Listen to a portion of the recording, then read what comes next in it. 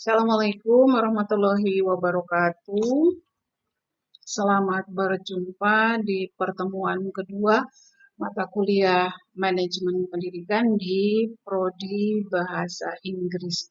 Kalian semester 3 ya.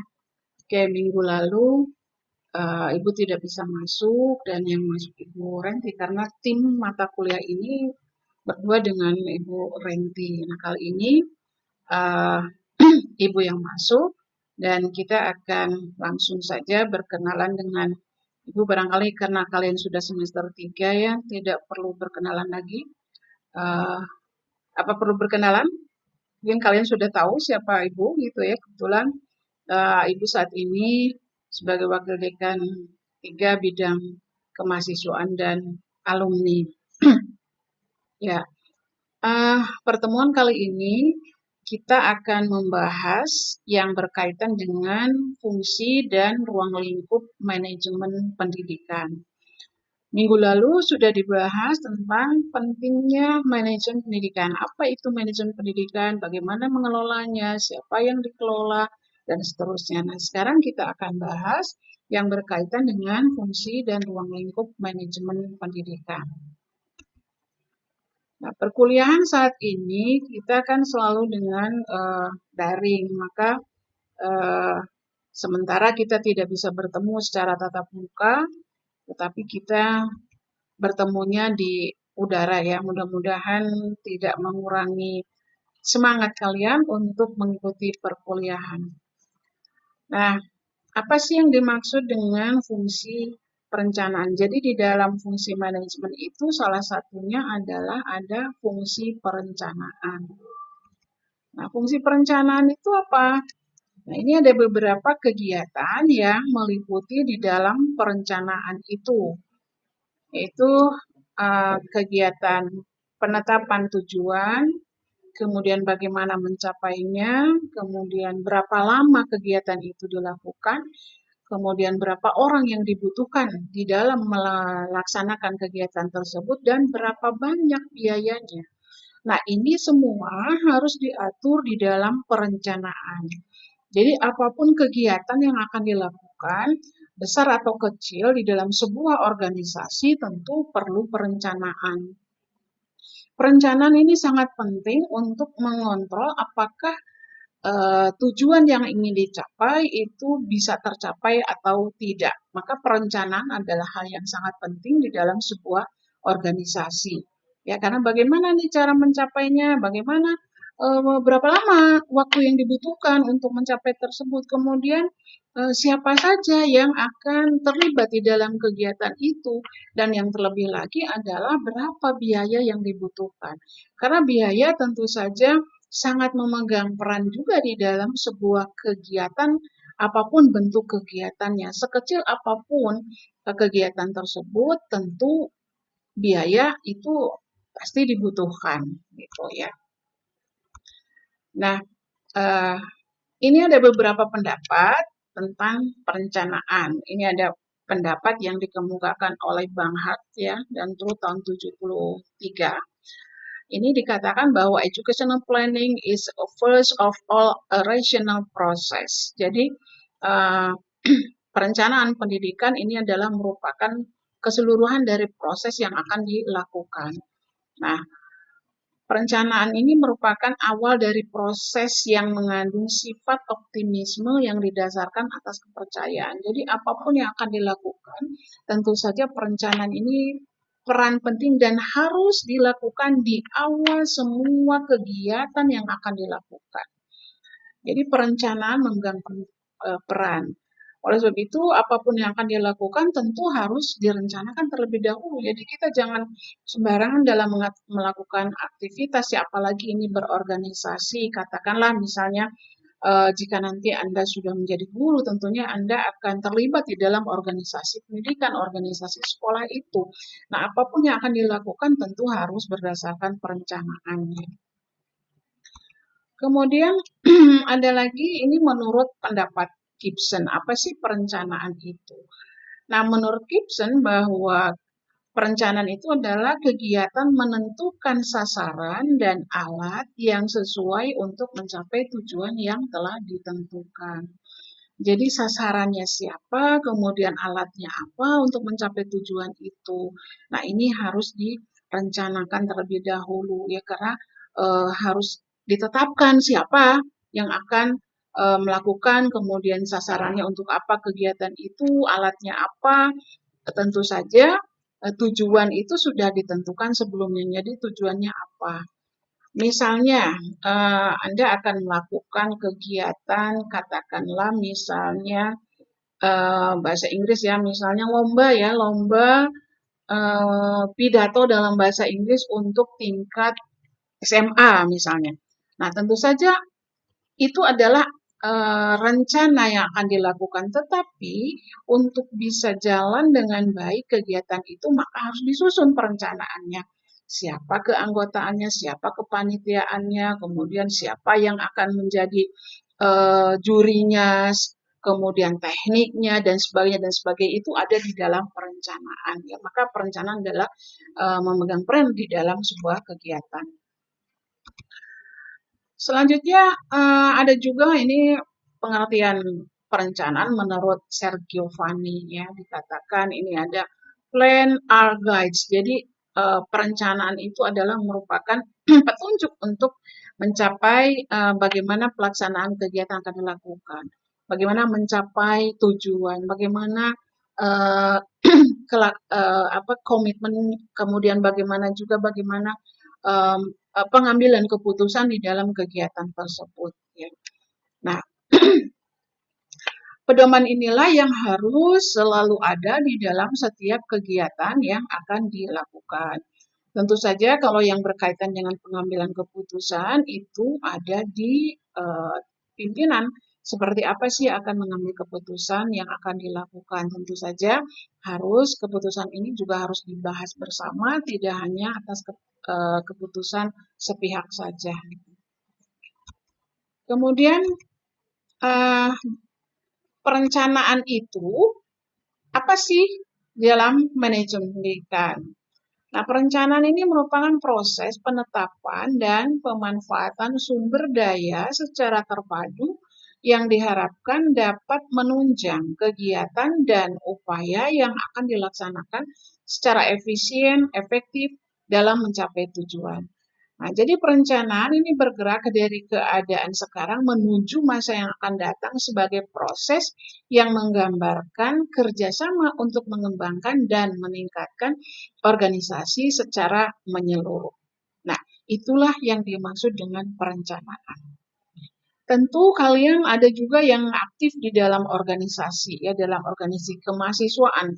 Nah, di dalam organisasi kemahasiswaan disinilah letaknya tempatnya kalian untuk melaksanakan aktivitas dan berlatih bagaimana berorganisasi, berlatih bagaimana membuat perencanaan apa yang akan dilakukan.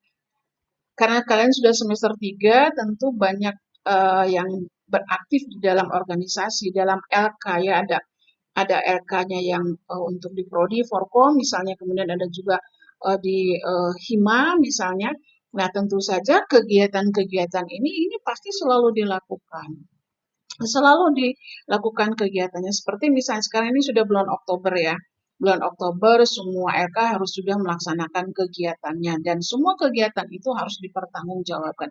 Nah, perencanaan yang dilakukan itu sudah harus fix bagaimana melaksanakannya, kapan, tentu saja karena sekarang situasinya sedang pandemi, maka kegiatan itu tidak bisa dilakukan secara offline. Nah, sekarang semua aktivitas itu dengan online ya. Nah, bagaimana menyusun perencanaan yang kegiatannya online? Tentu ini berbeda dengan kegiatan yang offline. Nah, ini adalah waktunya Anda untuk belajar, untuk berorganisasi, dan bagaimana menyusun perencanaan. Nah, kemudian dalam perencanaan ini ada waktunya, ada jangka waktunya. Nah, ada jangka waktu yang pendek, ya, dikatakan namanya jangka pendek. ini biasanya sampai 1 tahun. Nah, berarti kegiatan-kegiatan yang dilakukan oleh lembaga kemahasiswaan itu termasuk pada jangka pendek karena waktunya hanya 1 tahun saja, yaitu jangka pendek. Nah, kemudian ada juga yang menengah. Menengah biasanya antara 3 sampai 5 tahun. Ini biasanya seperti itu ya. Kemudian ada juga yang jangka panjang, biasanya itu kisarannya 6 sampai dengan 10 tahun atau lebih. Nah, di dalam kegiatan pelaksanaannya tentu saja ketiga waktu perencanaan ini harus dimatangkan.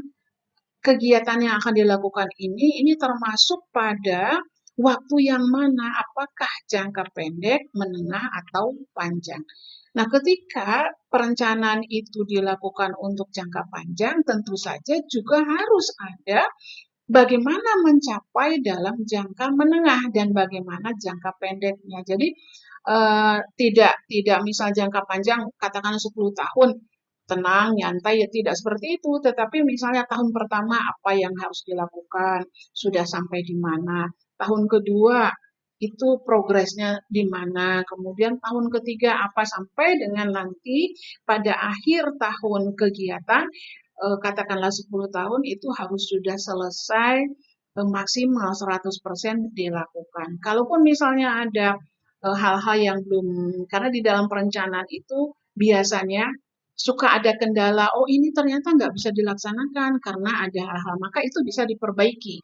Diperbaiki tetapi tidak merubah pada tujuan semula begitu. Mungkin hanya ada hal-hal yang disimpelkan atau mungkin juga ada hal-hal misalnya penambahan anggota atau misalnya menghilangkan kegiatan yang tidak efektif dan sebagainya itu bisa dilakukan di tengah-tengah perjalanan kegiatan perencanaan itu. Tetapi tetap bahwa tujuan semula itu tetap tidak bisa dirubah ya karena merubah tujuan berarti kan merubah juga semua kegiatan yang dilakukan. Baik para mahasiswa, nah sekarang kita akan bahas bahwa perencanaan itu juga harus efektif. Nah, seperti apa sih yang efektif itu? Ya, efektivitas dalam perencanaan. Nah, perencanaan yang efektif ini akan menghasilkan program-program yang luas, yang berpusat pada keberhasilan belajar. Ini kalau misalnya di sekolah, ya, misalnya bagaimana keberhasilan siswa dalam program pembelajaran, ekstrakurikuler, elaborasi kurikulum, perpustakaan, lab, dan sebagainya, atau misalnya kegiatan-kegiatan yang lain. Nah, program itu memang harus luas. Seperti tadi Ibu sudah katakan bahwa di dalam perencanaan itu harus luas. Jadi jika ada sesuatu yang terdapat kendala yang tidak bisa dilakukan, maka itu harus direvisi gitu supaya tujuan tetap tercapai. Maka ini harus ada perencanaan itu harus luas ya. Kemudian nah, kita tadi berbicara tentang fungsi perencanaan. Nah, di dalam organisasi selain ada di dalam manajemen pendidikan, selain perencanaan ada juga pengorganisasian. Nah, apa itu pengorganisasian? Ini pengertian dari pengorganisasian di dalam sebuah organisasi. Jadi memang bagaimana sih menentukan siapa yang akan bertanggung jawab, siapa yang akan melaksanakan tugas itu, siapa yang akan duduk di posisi itu perlu diorganisasikan. Nah, itu pentingnya pengorganisasian. Jadi pengorganisasian yang efektif adalah membagi tugas dan menstrukturkannya dalam sub atau komponen organisasi. Ini penting sekali. Nah, siapa yang akan duduk di sana? Tentu saja dengan kata lain bahwa pengorganisasian adalah sebagai seluruh proses untuk menentukan orang dalam organisasi dan mengatur mekanisme kerja untuk pencapaian tujuan. Nah, disinilah di dalam pengorganisasian untuk menentukan siapa yang akan bertanggung jawab dalam setiap sub kegiatan di dalam organisasi itu. Nah, ini harus ditentukan, harus dibuat rancangannya supaya nanti di dalam proses pelaksanaan itu sesuai dengan yang diharapkan. Tentu saja menempatkan seseorang di dalam setiap organisasi, di dalam suborganisasi atau subbagian di dalam kegiatan itu diusahakan eh, orang-orang yang memang mempunyai kemampuan di bidang itu supaya nanti roda organisasi itu bisa berjalan dengan baik ya. Nah, syarat pengorganisasian ini yang pertama ada legitimasi, yaitu mampu menampilkan performance organisasi yang dapat meyakinkan pihak terkait akan kemampuan sekolah tersebut untuk mencapai tujuan. Jadi kalau organisasi katakanlah tidak mesti sekolah ya, organisasi itu kan banyak jenisnya ya. Salah satunya adalah kalian katakanlah belajar di organisasi kemahasiswaan. Jadi harus meyakinkan kepada halayak bahwa organisasi tersebut itu mampu melaksanakan kegiatannya, mampu melaksanakan aktivitasnya untuk mencapai tujuan yang telah ditentukan. Begitu. Nah, ini perlu sekali ini ada syarat di dalam pengorganisasian. Kemudian ada lagi yang efisiensi, yaitu pengorganisasian menggunakan waktu, uang, sumber daya dalam pencapaian ini harus efisien, ya.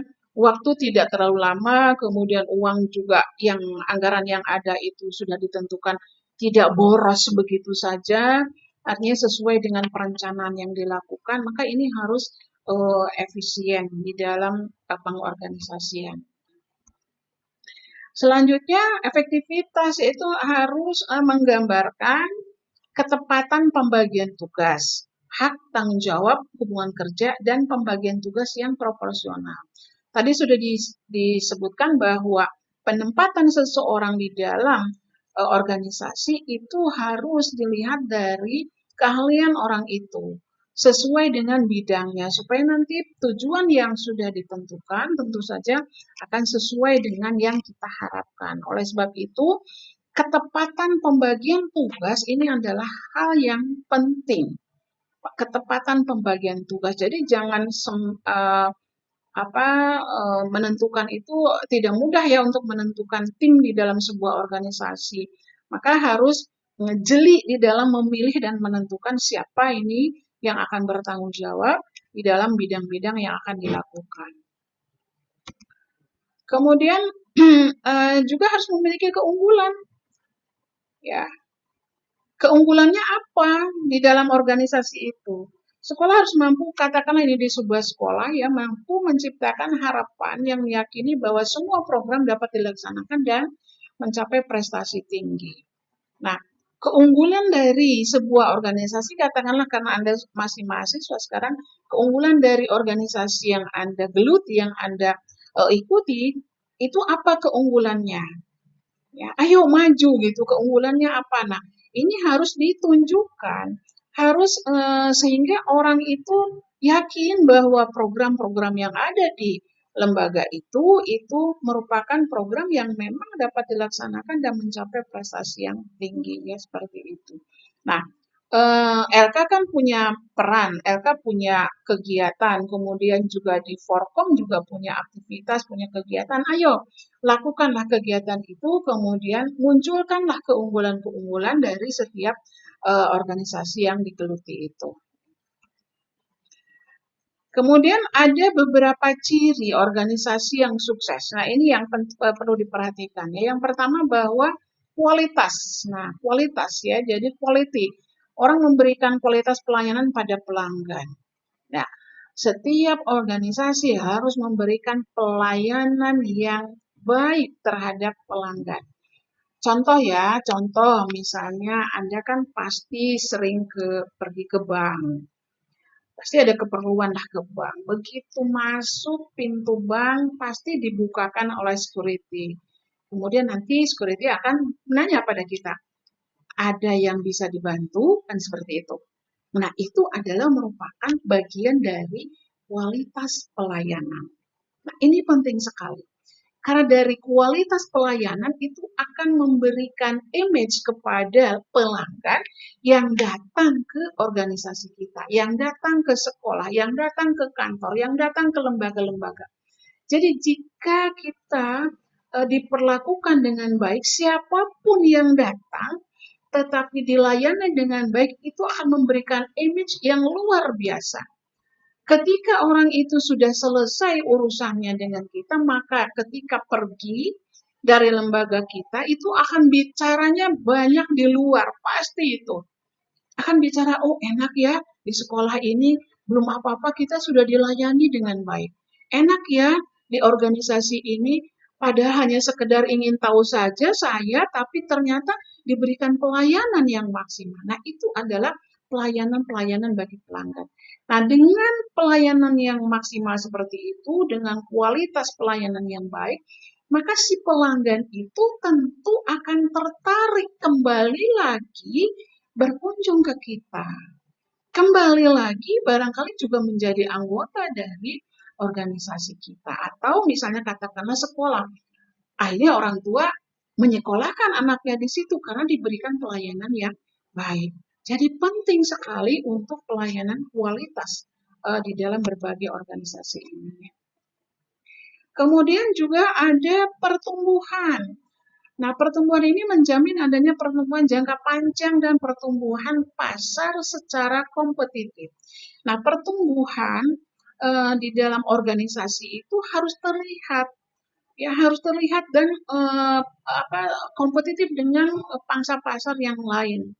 Nah, ini penting sekali.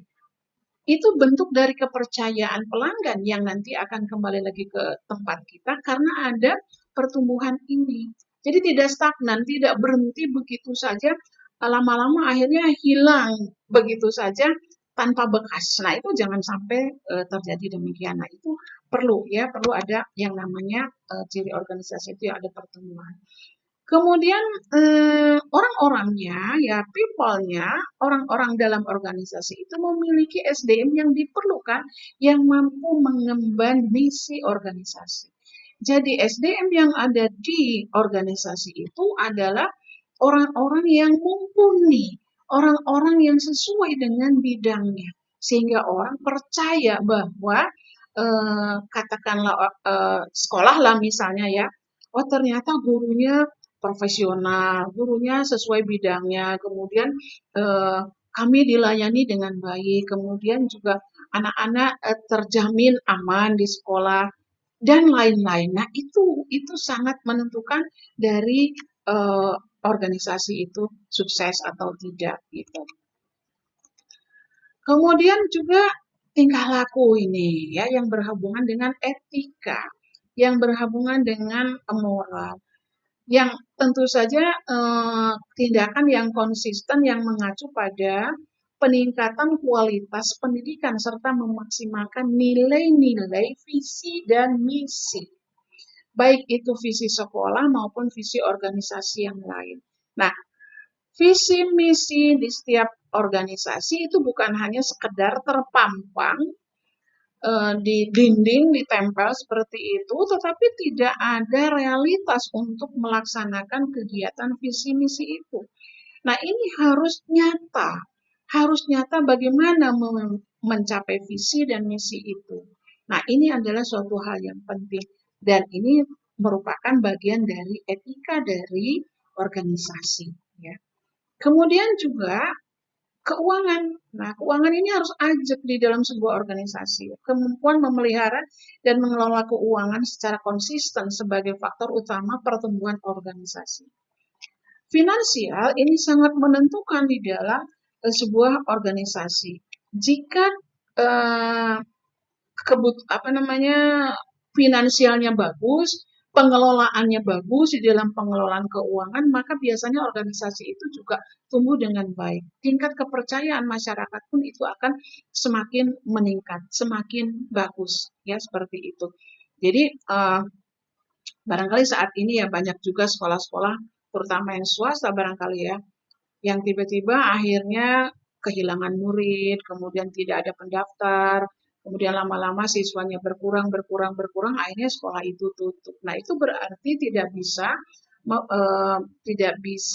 mengelola dalam finansial, dalam keuangan. Nah, itu jangan sampai terjadi demikian. Tapi kalau untuk sekolah negeri itu biasanya lebih mapan ya, lebih mapan sehingga tingkat kepercayaan orang pada sekolah-sekolah negeri itu juga lumayan baik ya seperti itu.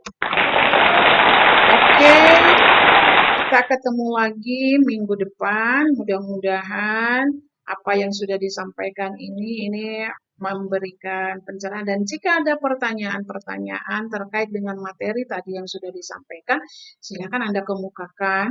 Boleh dikemukakan di WA grup ya, nanti kita akan bahas persoalan-persoalan itu. Terima kasih atas perhatiannya. Sampai ketemu lagi minggu depan. Assalamualaikum warahmatullahi wabarakatuh.